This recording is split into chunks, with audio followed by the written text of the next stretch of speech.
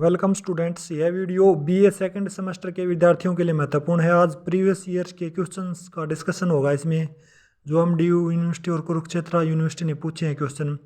Topic का नाम है सोशल चेंज, पॉलिटिकल थ्योरी का ये लेक्चर है। पहला क्वेश्चन है, सामाजिक परिवर्तन की परिभाषा दीजिए, इसकी विशेषताओं पर चर्चा कीजिए। विशेषताओं पर चर्चा कीजिए। आंसर है इसका, समय की गति के साथ साथ प्रत्येक समाज में परिवर्तन आता है। परिवर्तन प्रकृति का नियम है।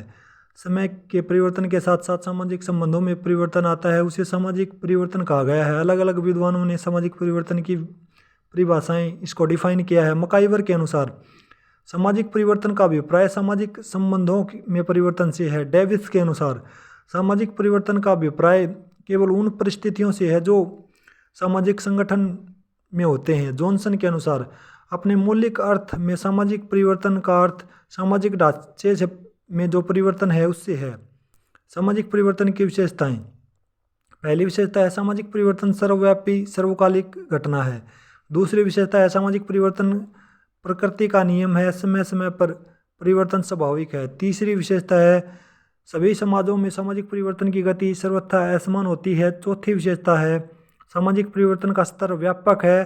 सामाजिक परिवर्तन के लिए कई कारण उत्तरदायी हैं, जैसे जाति प्रथा, धर्म, रूढ़िवादिता, सांप्रदायिकता आदि। मकाइवर के अनुसार यह स्पष्ट है कि सामाजिक परिवर्तन एक ऐसी प्रक्रिया है जो अनेक प्रकार के परिवर्तनों से प्रभावित होती है। नंबर सेकंड है, सामाजिक परिवर्तन के सिद्धांतों का वर्णन कीजिए, डिफाइन कीजिए सिद्धांत। आंसर है इसका, परिवर्तन प्रकृति का नियम है। सामाजिक परिवर्तन एक स्वाभाविक क्रिया है। समाज स्थिर होकर भी गतिशील होता है। सामाजिक परिवर्तन के सिद्धांत निम्नलिखित हैं। पहला सिद्धांत है चक्रीय सिद्धांत।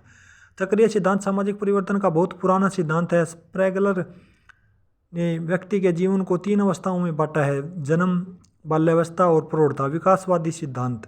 सामाजिक परिवर्तन में विकासवादी सिद्धांत का समर्थन काम्टे ने किया। उन्होंने 3 अवस्थाओं का वर्णन किया है। पहली अवस्था है ईश्वरीय पर विचारधारा की अवस्था, दूसरी है आत्मविद्या की अवस्था और तीसरी है सकारात्मक अवस्था। संरचनात्मक कार्यात्मक सिद्धांत। संरचनात्मक कार्यात्मक सिद्धांत सामाजिक परिवर्तन का महत्वपूर्ण सिद्धांत है। इस सिद्धांत का समर्थन मार्टन और पार्सन ने किया है। इस सिद्धांत के अनुसार प्रत्येक सामाजिक व्यवस्था के 2 पहलू होते हैं। सचेतक सिद्धांत। क्रमबद्ध व सचेतक प्रयत्नों से सामाजिक परिवर्तन लाया जा सकता है। होबाउस का कहना है कि विवेक का प्रयोग करके हम सामाजिक परिवर्तन ला सकते हैं।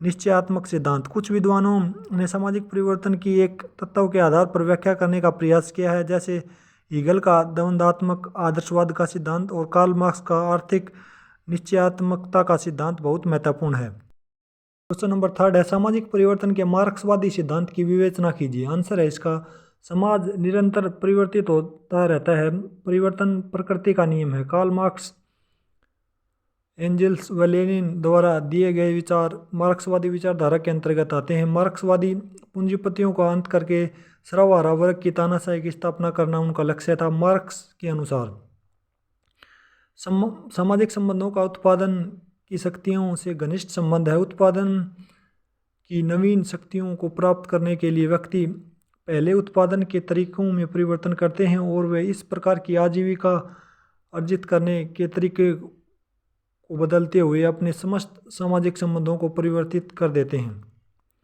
वर्गविहीन और राज्यविहीन समाज की स्थिति में कार्ल मार्क्स ने सामाजिक परिवर्तन की अंतिम अवस्था बताया है।